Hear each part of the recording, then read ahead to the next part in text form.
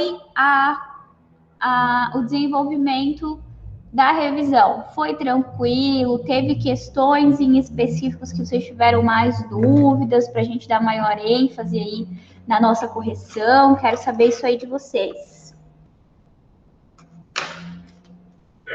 Eu buguei um pouco na 7. Na 7. Eu também, na 7. Quem falou também? Nicole. Ah, tá. Mais alguém? Alguma questão em específico? Nas últimas de cálculo, o Alisson falou. Cálculo do impairment. Beleza. Então, vamos dar aí uma atenção especial para essas questões. E eu vou falar aqui um pouquinho sobre a prova agora e vou retornar no final da aula, eu vou falar novamente. Então, a nossa prova, galera, eu vou fazer pelo Classroom mesmo, tá? Por formulário, mesmo que tenha essa parte prática aí dos cálculos de impairment, vocês podem resolver lá pelo espaço que eu vou deixar, tá? Vocês conseguem resolver tranquilamente, não há necessidade de fazer pelo Word, né? Não tem um monte de lançamento, não tem um monte de questões. Tá? Vai ter uma questão ou outra aí de prática e vocês conseguem responder bem tranquilo pelo espaço que eu vou deixar lá para vocês responderem de forma aberta. Tá? Então, vai ser pelo Classroom. E nós vamos ter aí em torno de 10, 12 questões por aí na prova. Bom? Ou 15, ou 17. Meu Deus, mas daí é muito tempo. Calma lá. Vamos lá, até umas 12 ou 13, tá bom? Mas nada 12 demais. Mas daí que hora que você vai disponibilizar a prova, prof? Eu não sei, eu não olhei ainda qual que é o horário da minha prova. Se é a primeira, é a segunda? Era duas últimas. Então às 20 horas. 20 horas eu disponibilizo. Mas tá doida com tudo isso de questão? Daí tem que disponibilizar antes? Mas vocês vão estar fazendo prova, não vão? Sim. Eu tenho prova no primeiro horário. É verdade, a minha, no caso. Então diminui a quantidade. Tá, vai ser umas 12, bem tranquilas, sério. Vamos fazer bem, né? Não diminuiu, prof. Tá bom. Na outra prova, ela falou que vai fazer 17 questões. Então, vocês pensam como eu tô ferrada. Mas a outra é teórica só. Mas é igual? Tá bom, vou falar para vocês lá na semana que vem. Eu ainda nem formulei as questões, nem pensei nisso. Vou pensar nisso amanhã, tá? Mas vamos pensar aí até umas 10, talvez 12, tá? Mas vou primordiar aí por questões objetivas aí para vocês de assinalar. 10. Tá bom? Prof, manda depois seu endereço para me mandar uma cesta de café da manhã bem boa, para você ficar bem calminha, assim, para fazer a prova, bem relaxada. Tá bom, então, eu vou mandar, porque eu adoro café da manhã, minha refeição preferida, inclusive. Fechou. Vamos lá, então, vamos para a correção das nossas atividades, né? Porque é uma renca também, é bastante. Eu nem lembro quantas questões são. Eu sei que é 14, né? Eu acho bom lembrar, né, prof? Porque explorou nós aí. Ai, gente. Pensa que isso aqui já é revisão, já estuda para a prova, já faz. Tudo numa cajadada só. Gente, a correção vai ser pelo Word mesmo, porque eu tô aqui improvisado com o computador do escritório. Ainda mais esse computador em questão aqui, que é do RH, então não dá para atualizar um Java, não dá para fazer nada, senão já não dá mais para usar conectividade social. Então, a correção vai ser pelo Word mesmo. Vamos lá, depois eu posto para vocês no Classroom. Depois, quando eu digo, vai ser amanhã, se Deus quiser, quando meu computador estiver ligado de novo, tá bom? Mas vamos lá, até semana que vem vai estar postado para vocês. Não, tô brincando. Amanhã eu posto, nem se eu postar por um outro computador aí, pelo Note do Eric, tá? Questão 1.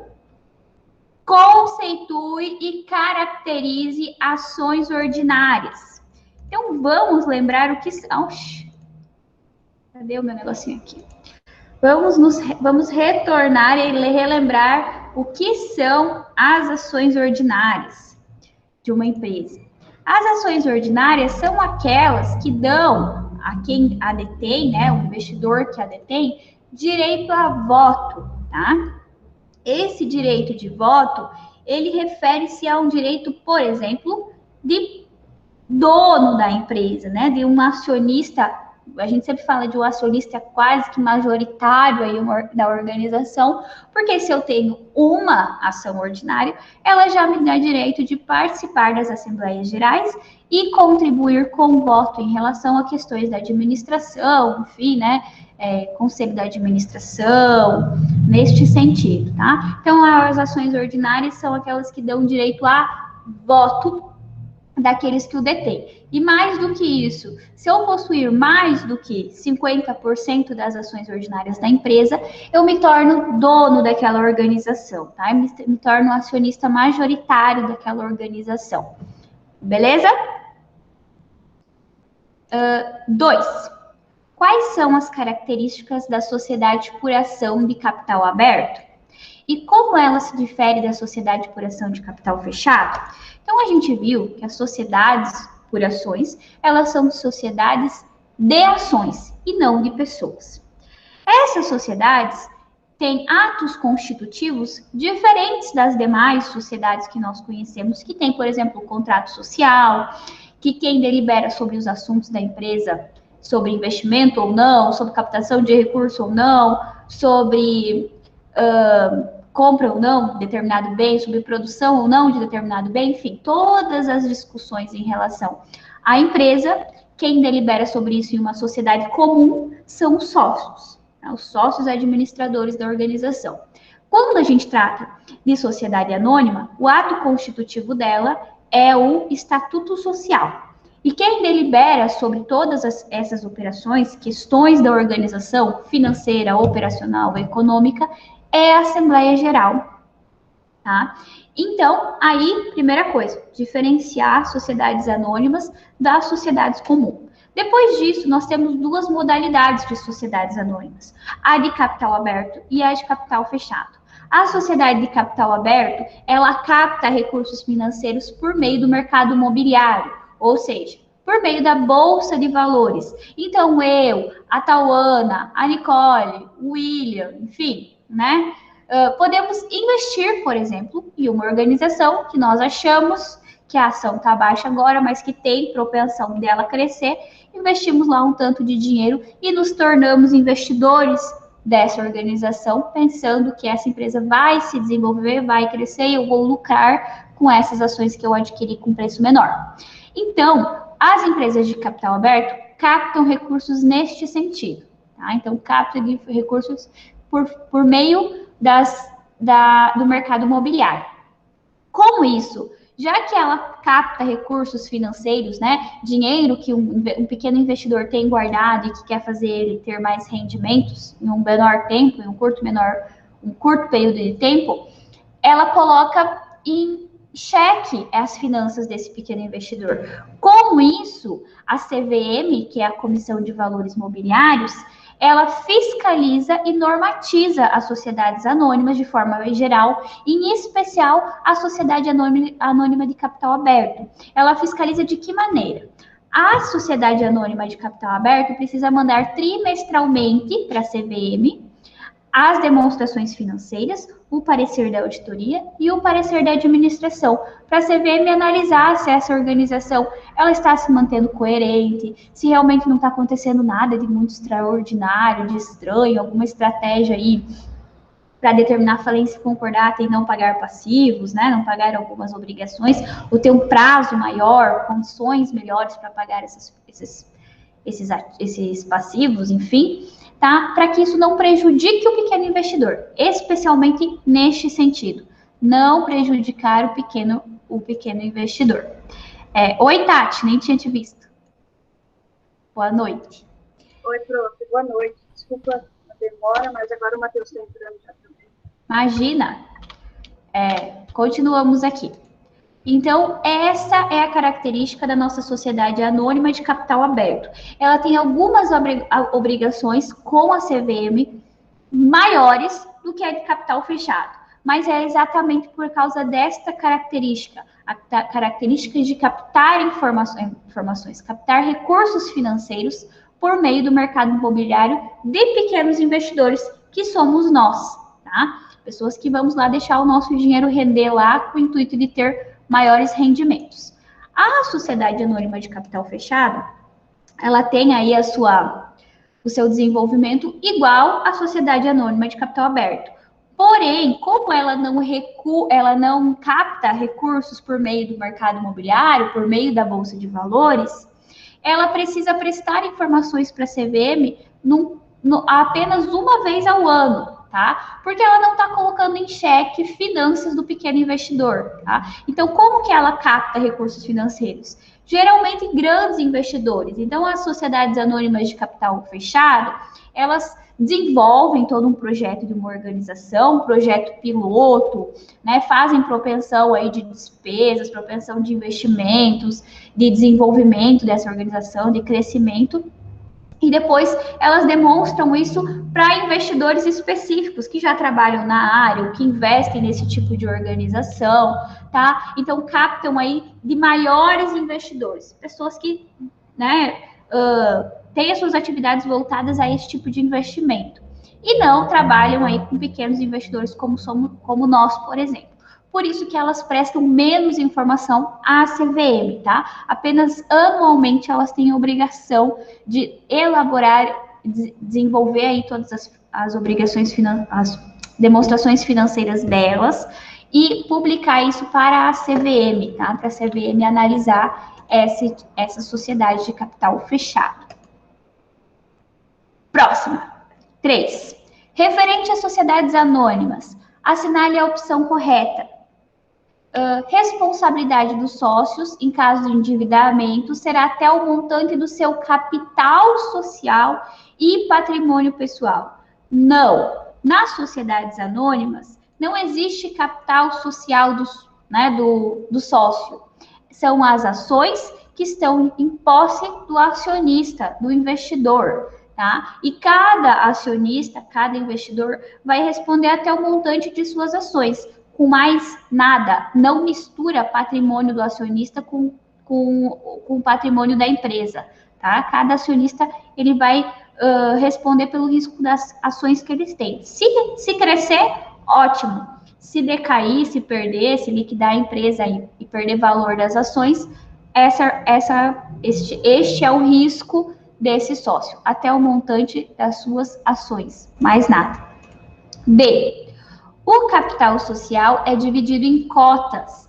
Errado. Nas sociedades anônimas, é uma sociedade por ações. Não tem cotas, são ações. C. É fiscalizada pela Comissão de Valores Mobiliários. Exatamente isso. É fiscalizado pelo aquilo que nós chamamos de CVM. CVM que faz a fiscalização e a normatização das sociedades anônimas. Aí aqui eu coloquei outra questão, que é a D. Não possui obrigatoriedade de divulgar suas informações. Possui sim, precisa divulgar suas demonstrações contábeis no mínimo uma vez ao ano para as de capital fechado. 4. Conceitue e caracterize ações preferenciais. As ações preferenciais, pessoal, é a maioria das ações que são negociadas na Bolsa de Valores. Então, nós, pequenos investidores, temos grandes chances de, quando quando fazemos investimentos por meio da Bolsa de Valores, adquirirmos ações preferenciais. Estas ações preferenciais, elas nos dão alguns privilégios em relação às ações ordinárias, tá? E esses privilégios, tá? Por exemplo, ter prioridade na hora da distribuição de lucro, em caso de liquidação dessa empresa, extinção, né, falência dessa empresa, primeiro serão pagas as ações preferenciais, tá? Primeiro serão reembolsadas as ações preferenciais até um valor X lá, daquelas ações, que valem aquelas ações, tá? Isso por quê? Porque como as ações preferenciais, elas são voltadas para atingir especialmente os pequenos investidores, as empresas precisam ter essa característica, esse tipo de ação precisa ter essa característica de um cuidado maior, né, para esse tipo de investidor. Agora, quem são os que mais detêm ações ordinárias? As grandes empresas, os grandes investidores, que têm uma característica aí de acionista majoritário, né, que delibera em relação à organização, delibera em relação às situações operacionais, financeiras e econômicas da empresa. Diferente de nós, pequenos investidores, que vamos lá, compramos ações com o intuito de fazer com que o nosso dinheirinho guardado tenha maior rendimento. Por isso que as ações são preferenciais, porque elas nos dão esses privilégios, tá? De sermos os primeiros a recebermos dividendo e em caso de falência, né, no caso de liquidação desse tipo de empresa, nós seremos os primeiros a receber o reembolso do capital destas ações, né, o valor mínimo que eles vão nos pagar por cada ações que nós temos na organização, tá? 5. De acordo com as sociedades por ações, assinale as afirmativas corretas. Então, cuidado com isso aí da prova também, né? Analisem aí a interpretação da questão, se não é a, se são as, se são corretas, se são incorretas, enfim. Vamos lá. Questão A, afirmativa A. São chamadas de companhia ou SAs. Isso aí, né? As grandes sociedades, as sociedades por ação, são chamadas ou de SAs, ou de companhias, ou de CIAs, tá? Então, são nomenclaturas. Como, por exemplo, as sociedades comuns, que nós temos contato aí diariamente, são as LTDAs, por exemplo, ou então as MEs. Aqui, no caso das grandes corporações, nós chamamos de companhia ou de SAs, tá? Companhia ou sociedade anônima, né? Abreviado aqui. B. O capital social é dividido em cotas. Errado. O capital da empresa são ações. C. É regida pela Lei 6.404 de 76 e 11.638 de 2007. Isso aí. Essas são as legislações que regem as operações, né, as atividades das sociedades anônimas. D.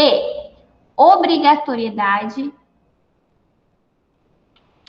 de elaborar a demonstração de origem e aplicação de recursos. Errado, caiu fora. Ninguém mais é obrigado a elaborar, a doar, que a gente chama, né? Demonstração de origem e aplicação de recursos.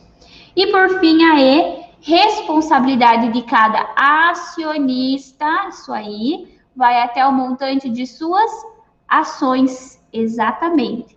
Então, as afirmativas corretas são A, C e E. 6.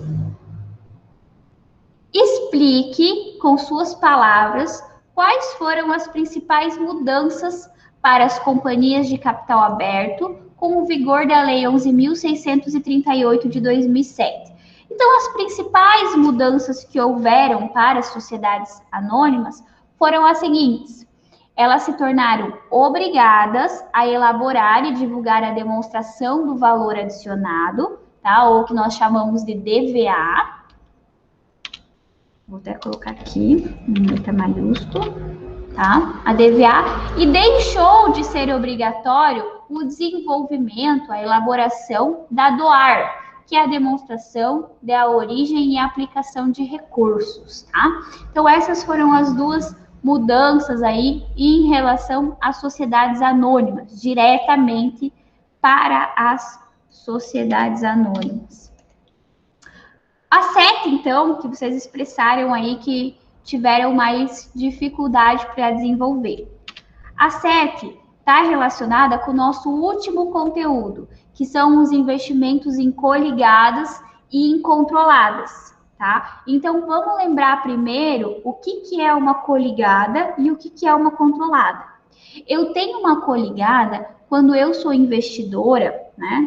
Eu investi e nesse meu investimento... Fica próxima então, prof. Depois tu volta para 7. A outra é verdade. Então, vamos para 8. Qual a diferença entre coligadas e controladas? Então, eu tenho uma coligada quando eu sou investidora de uma empresa e no meu investimento eu adquiro mais de 20% do capital votante da minha investida. O que é o capital votante da minha investida? Como que eu mensuro o capital votante da minha investida? Por meio das ações ordinárias. Então, se eu adquirir mais de 20% das ações ordinárias da minha investida, ela se torna minha coligada. Então, a partir do momento que eu tenho de 20% a 50% das ações ordinárias da minha investida, ela se torna minha coligada. E eu passo a ter influência significativa sobre ela. O que é influência significativa sobre ela? Eu posso me meter, vamos dizer assim, nas decisões operacionais dessa empresa, nas decisões financeiras dessa empresa. Então, eu posso aí fazer alguns lobbies, que a gente chama, né? Algumas estratégias para unir o que a minha empresa precisa com essa empresa que eu investi. Então, eu não controlo ela, eu não sou dona dela, mas eu tenho uma influência significativa sobre essa empresa.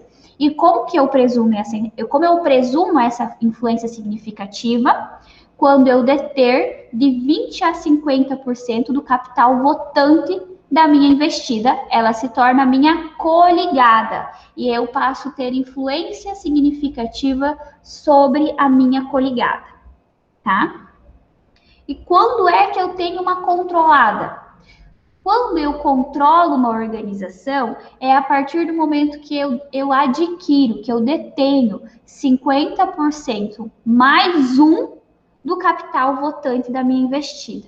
Então, a partir do momento que eu tiver 50% mais um das ações ordinárias da minha investida sobre minha posse, ela é a minha controlada. E eu passo a controlá-la, eu sou controladora da investida, né? Então, eu, como investidora, sou controladora e a minha investida é minha controlada, tá? Então, em outras palavras, se eu deter 50% mais um, eu sou dona daquela empresa. Então, claro que eu controlo ela, né? Porque ela é minha subordinada, vamos dizer assim, né? Minha controlada, tá? Então, existem dois tipos, as coligadas e as controladas. Coligada é quando eu deter de 20% a 50% do capital votante da minha coligada. Capital votante eu mensuro por meio das ações ordinárias, tá? E quando eu tenho uma controlada, é quando eu deter 50% mais um, né, das ações ordinárias, ou então do capital votante, que a gente chama, da investida. Então, ela vai se tornar minha controlada e eu me tornarei controladora dessa minha investida, tá bom? Então, essa é a diferença entre coligada e controlada. Quando a gente entende esse conceito, quando a gente compreende esse conceito, então, aí a gente torna para a questão 7, que a questão 7, ela fala o seguinte: em 31/12 de 2018, a empresa Formandos e Cia comprou 51% das ações ordinárias da empresa Contadores e Assessoria, pelo montante de 1 milhão. Então, eu já entendi que a empresa Formandos e Cia adquiriu 51% do capital votante da empresa Contadores e Assessoria, tá? E pagou por isso R$1 milhão. Nesse sentido, a empresa Contadora e Assessores passou a ter qual tipo de relacionamento com a empresa investidora? Com a empresa investidora. Quem é a empresa investidora? Aquela que comprou as ações. Explique.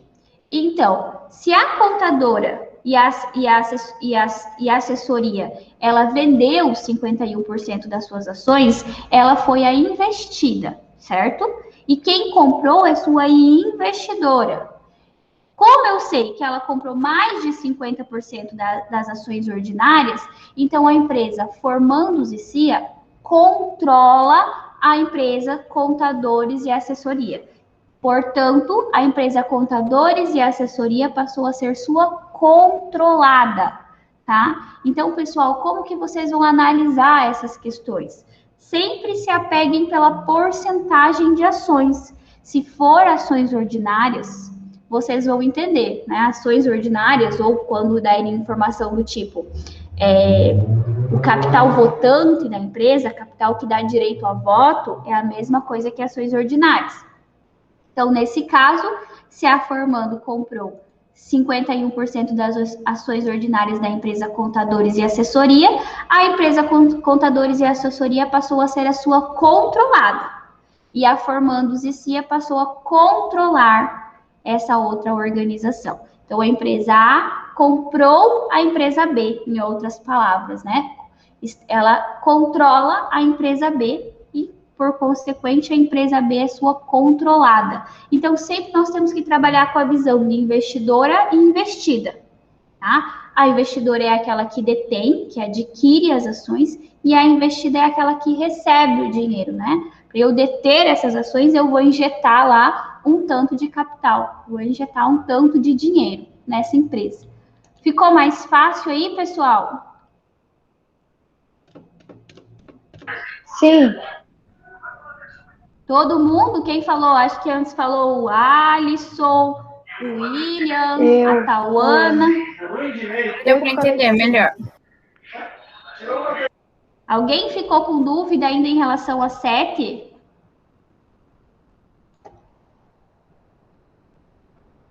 Não? Não. Então, eu vou continuar. A 8, então, a gente já falou. 9. Como deve ser feita a avaliação dos investimentos em coligadas e ou em controladas? Explique. Então, os investimentos, né, que eu deter, que eu tiver em uma coligada e uma controlada, eu preciso avaliar pelo método de equivalência patrimonial. O método de equivalência patrimonial, ele prega o seguinte, ele prega que, inicialmente, eu vou registrar o meu investimento pelo custo, pelo valor pelo qual eu paguei pelo aquele investimento.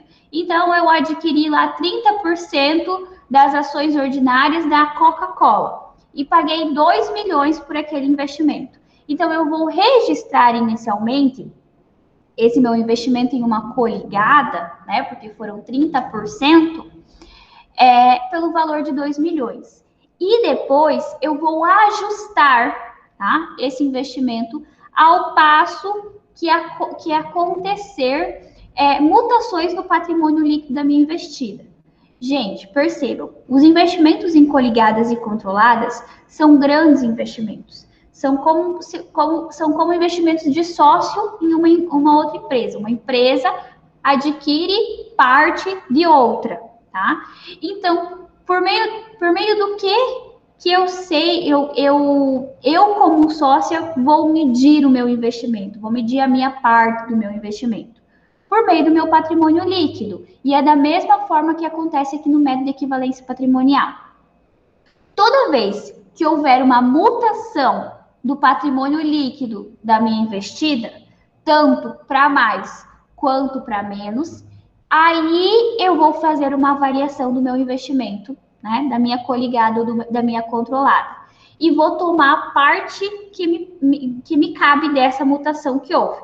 Se houve um prejuízo, eu vou pegar lá os 30% desse prejuízo e vou colocar lá na minha contabilidade. Vou registrar lá na variação do meu investimento, que diminuiu 30%, né, que teve uma perca de 30%. Se houve um aumento, né, um aumento lá de 1 milhão e eu tenho 30%, houve uma mutação a maior de 1 milhão e eu tenho 30% do capital dessa empresa. Então, 300 mil reais eu vou mutar lá do meu investimento. Então, começou com 2 milhões. Eu vou passar a ter 2 milhões e 300 no final de um período. É isso que o método de equivalência patrimonial, ele analisa, é dessa forma que ele trabalha a sua metodologia. Sempre ele faz ele pega a parte que equivale, né, a parte que pertence à investidora, da mutação que houver no patrimônio líquido da investida. Beleza? 10. O que é o método de equivalência patrimonial e qual o seu objetivo? Alguém me perguntou, prof, a 9 e a 10 são iguais? Aí depois a professora percebeu que é basicamente a mesma coisa, né? Mas vamos lá. Então aqui eu expliquei de outra forma. Eu coloquei o seguinte, que o método de equivalência patrimonial tem por objetivo avaliar o investimento feito com base nas mutações que aconteceram no patrimônio líquido da investida, tomando para si quem? Para a investidora, a parte que lhe cabe do aumento ou não do patrimônio da sua coligada ou da sua controlada. Então, nada mais é do que o método no qual eu registro o valor inicial do meu investimento e depois eu vou fazendo os ajustes conforme vai fechando o patrimônio líquido da empresa investida no final de um período. Se ela estiver crescendo, eu vou registrar lá na contabilidade da investidora que aquele investimento inicial ele está tendo crescimento. Se ela estiver fechando sempre com prejuízo, eu vou colocar que está havendo perda, né? Eu investi naquela organização e eu não estou recebendo de fato aquilo que eu esperava, né? As propensões que eu fiz em relação a esse investimento. Beleza? 11, então. Acho que essa aqui eu acho que a gente até tinha nas nossas outras atividades. Mas vamos lá. Uma patente foi adquirida em 31/12/2017 pelo valor de 30 milhões. A patente poderá ser explorada pelo prazo de 20 anos. E após tal período, passará a ter domínio público. Então, aqui a gente já sabe que o valor pago pela patente, né, foi 30 milhões. A vida útil da patente na empresa é de 20 anos. Então, vamos lá. Em 31/12/2018, a empresa realizou o teste de redução ao valor recuperável, que a gente chama de teste de impairment, né, para analisar se houve uma perda maior do que a esperada no período, maior do que a depreciação no período. Utilizando-se das seguintes informações sobre a patente. Valor em uso da patente, então, o valor que eu, explorando essa patente, traz para a minha organização, 25 milhões e 500, e o valor justo, ou seja, se eu fosse vender essa patente hoje no mercado, ela valeria 24 milhões. Então, a primeira coisa que a gente precisa fazer é fazer a depreciação de um ano, porque eu adquiri a patente em 31/12/2017. E um ano depois, em 31/12/2018, eu realizei o impairment. Então, vamos lá. O valor contábil inicial, né, pelo qual eu paguei, é 30 milhões. Aí agora eu vou fazer desculpa, eu falei depreciação, mas é amortização por se tratar de um ativo intangível, tá? Amortização, então. Eu vou fazer os 30 milhões, que foi o valor que eu paguei, dividido por 20 anos, que é o quê? A vida útil desse meu bem. Vou colocar aqui. Vida útil do meu bem. Tá? Isso vai me dar o valor a ser depreciado anualmente de 1 milhão e 500, 1 milhão e meio, tá? Como eu só tive um ano de depreciação, é esse valor mesmo que eu vou utilizar para fazer a minha depreciação acumulada, tá? Então, eu vou fazer 30 milhões menos 1 milhão e meio. Que o meu bem, então, hoje, valor atualizado, vou até colocar aqui, valor contábil atualizado, ele é de 28 milhões e 500, tá? Aí agora eu vou verificar se há ou não a necessidade de testar o meu impairment. O meu valor contábil atualizado é 28 milhões e 500. E os meus dois critérios, o valor em uso e o valor justo, ambos estão abaixo, né? Ambos são inferiores ao meu valor contábil. Opa, sendo assim, eu preciso testar o impairment. Eu preciso reduzir esse valor ao meu valor recuperado.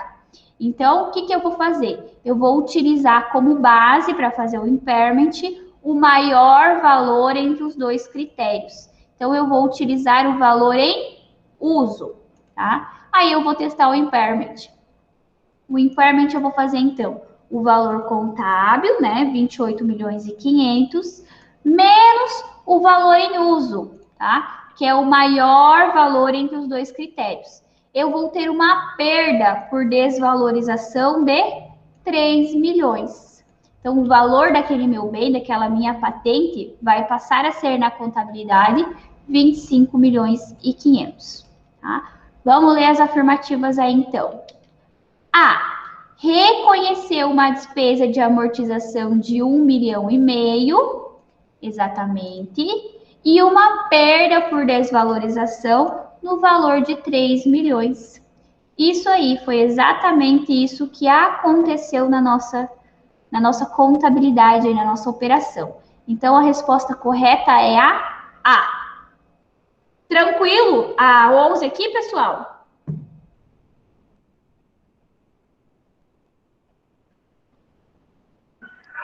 Sim.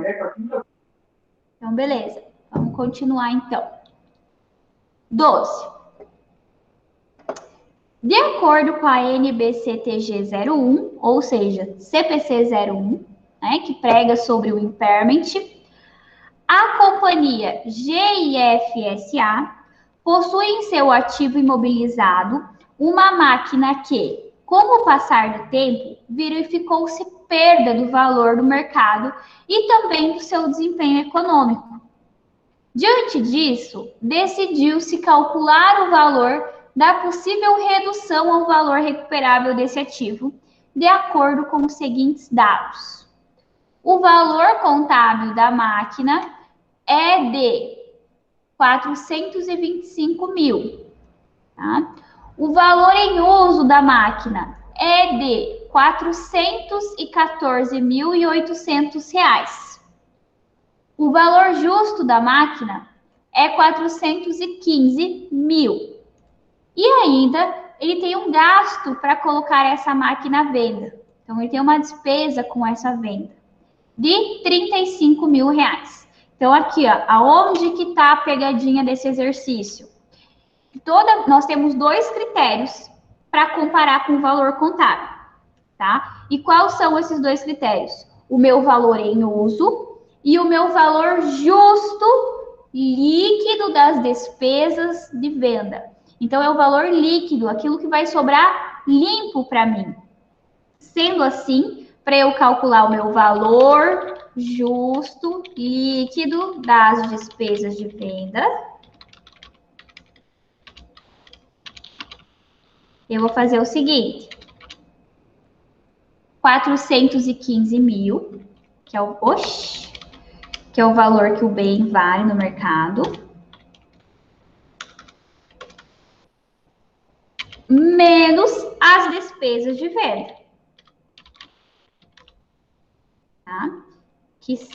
Que é de 35 mil. Que vai me dar um valor justo líquido das despesas de venda de 380 mil reais.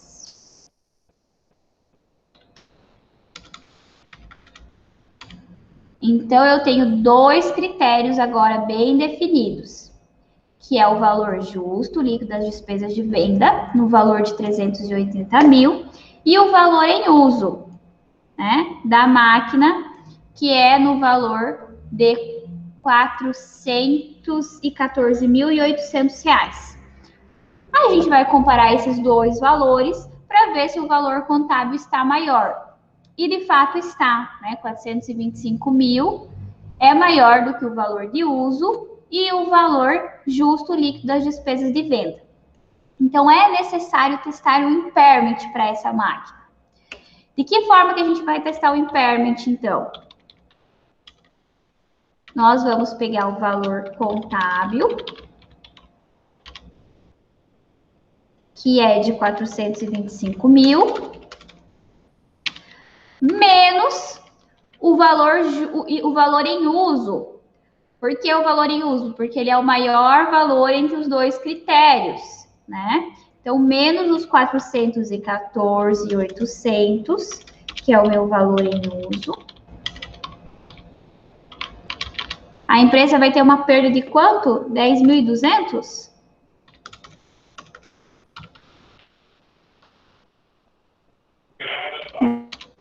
É, né? Oxe, esse aqui não, né?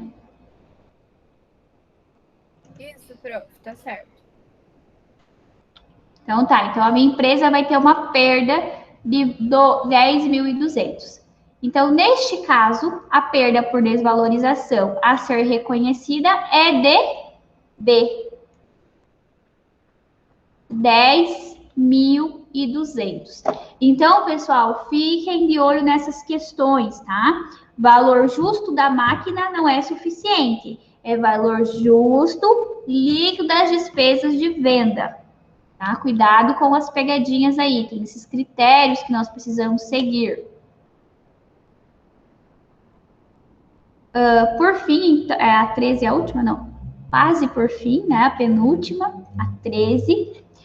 Vamos lá. Essa aqui também está... Tá vendo? Você já tá cansada, né? Não, só tô perdida mesmo. Verdade. 12 tá bom, prof. Ai, ai. Tem que Vamos ser lá. menos ainda. Vamos lá. 13. Essa aqui também já estava na atividade de vocês, que vocês fizeram lá a parte prática. Então, vamos retomar. Uma entidade pública adquiriu um equipamento importado para um centro de diagnóstico especializado por 1.280.000 em 30/11/2010, com expectativa de usá-lo para a prestação de serviço por 10 anos. Oxe. Por 10 anos. A partir de janeiro de 2011. Em decorrência de restrições técnicas, após 6 anos de uso, a entidade apurou que o equipamento só poderia ser usado por mais 2 anos.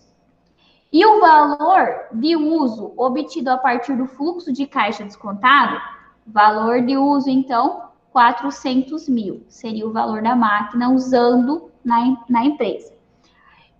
A entidade apurou ainda que o equipamento poderia ser vendido por 300 mil. Tá? Nesse caso, ele pede o seguinte: considerando a situação apresentada na questão anterior, no que tange o registro das alterações patrimoniais, a entidade reconheceu que perda? De quanto? Então, vamos lá.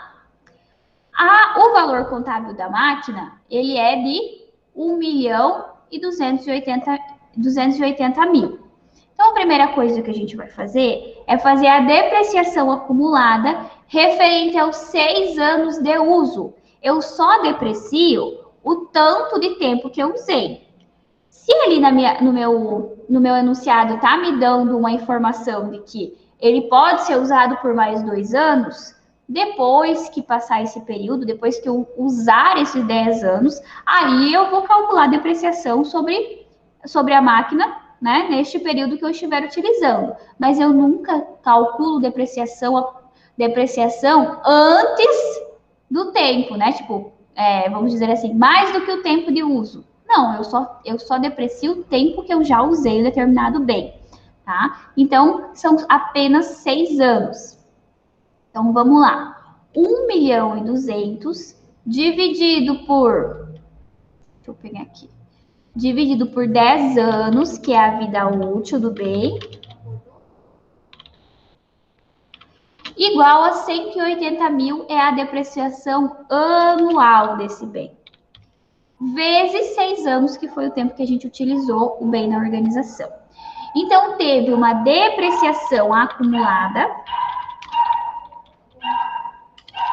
no valor de 768 mil. que nós vamos fazer? Vamos atualizar o valor contábil para hoje em dia.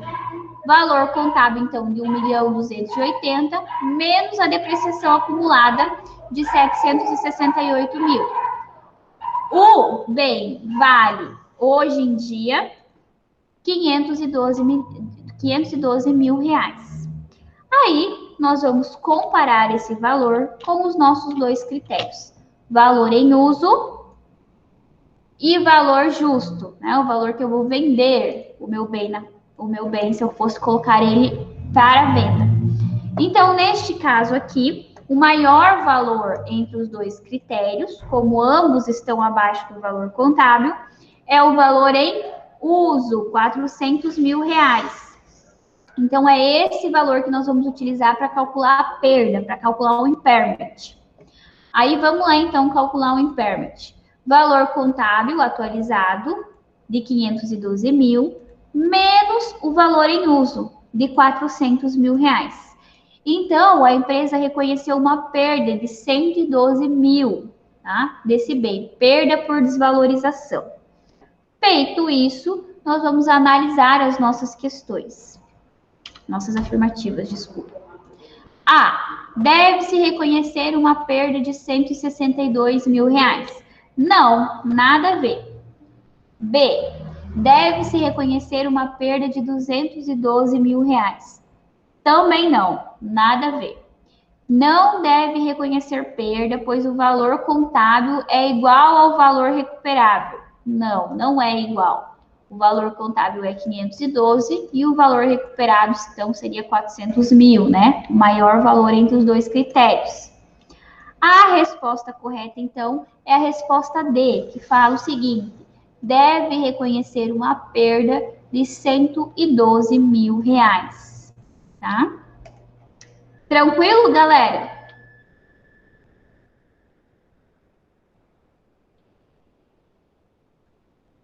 Sim. Então, beleza. Vamos lá, então, para a última. A última era mamão com açúcar, né? Vamos lá, então.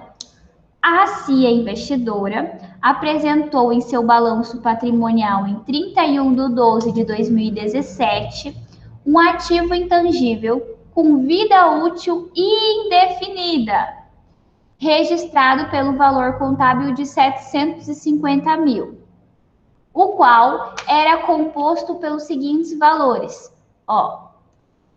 Custo de aquisição do bem era de 950 mil reais, menos uma perda que houve por desvalorização desse bem no valor de 200 mil. Então, isso resultou no valor contábil de 750 mil reais desse bem.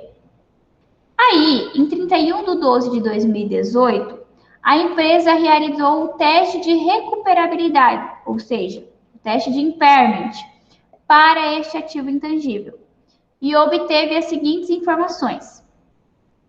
O valor em uso deste bem é 1 milhão. O valor justo líquido das despesas de venda do bem é 700 mil. Com base nessas informações e sabendo que o ativo não corresponde a ágio pago por expectativa de resultados futuros, a CIA Investidora fez o quê? Então, há necessidade, pessoal, de testar o impairment?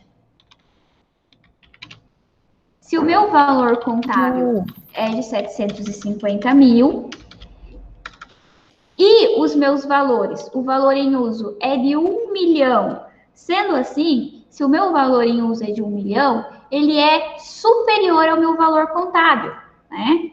Mesmo que... Então, não precisa. Isso, mesmo que um dos meus critérios estejam com um valor abaixo. Nós utilizamos dois critérios para ter certeza que houve desvalorização.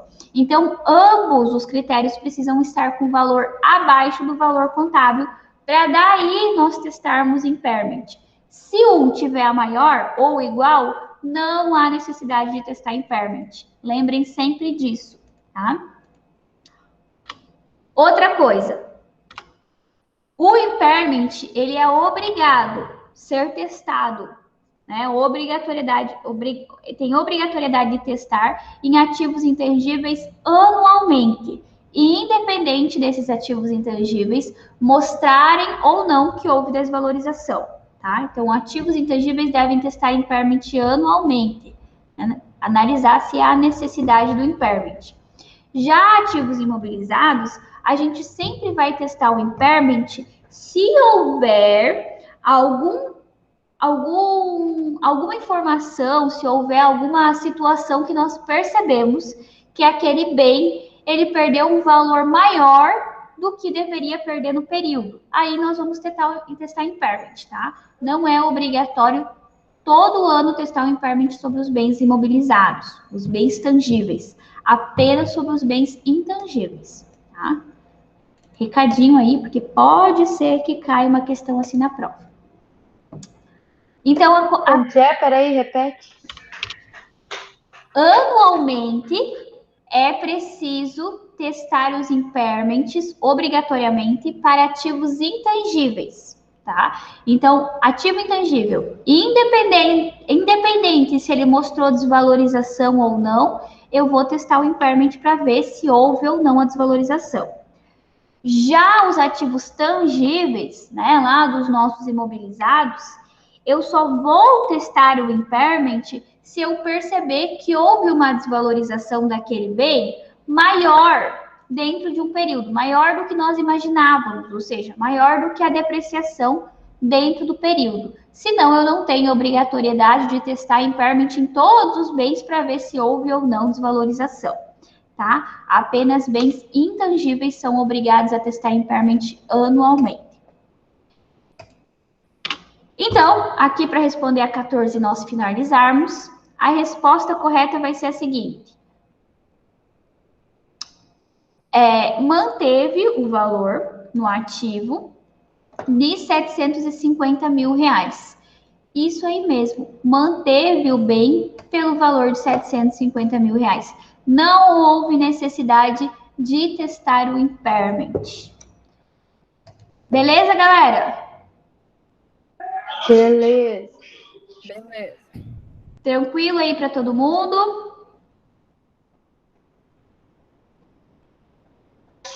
Tranquilo, só depois que entregar a prova. Estudem, hein? Faz com bastante carinho essa prova. Pode deixar. E pense no nosso tempo. Tá bom, pode deixar, vou fazer. Nem se estressem, só estudem. Galera, se ninguém tem dúvida, nós podemos finalizar a aula por aqui. Segunda-feira é segunda-feira a prova? Terça, né? Terça. Não, é na terça. É na terça? Então tá. Terça-feira, então, a provinha de vocês. Boa sorte, estudem, bom feriado, boa semana de provas aí, que começa logo após o feriado, né? Um diazinho para vocês estudarem. E e é isso aí, galerinha. Mas se alguém tiver alguma dúvida, pode questionar. Senão, vocês estão liberados.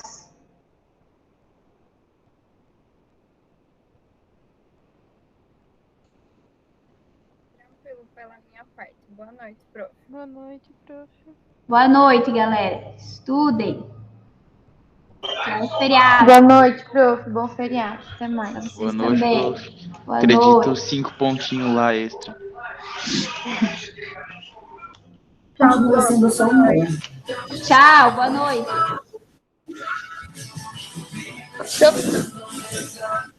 Não vai ter a chamada mesmo? Ah, não, vocês digitaram o nome aqui do lado, né? Ah, deixa eu digitar então. Digita ali pra mim.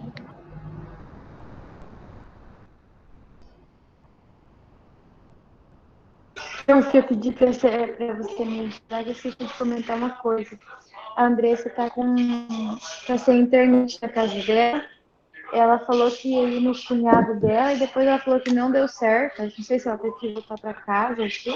Ela falou que ontem já ela estava tentando fazer coisa, mas não deu certo. Sei lá. Tá bom. Beleza, já anotei aqui. Casa dela, tá? Sim, beleza, Ela falou obrigada. que vai assistir a aula gravada assim que puder. Diz que Então, o técnico vai amanhã, né? Não sabe. Porque amanhã Então- é feriado.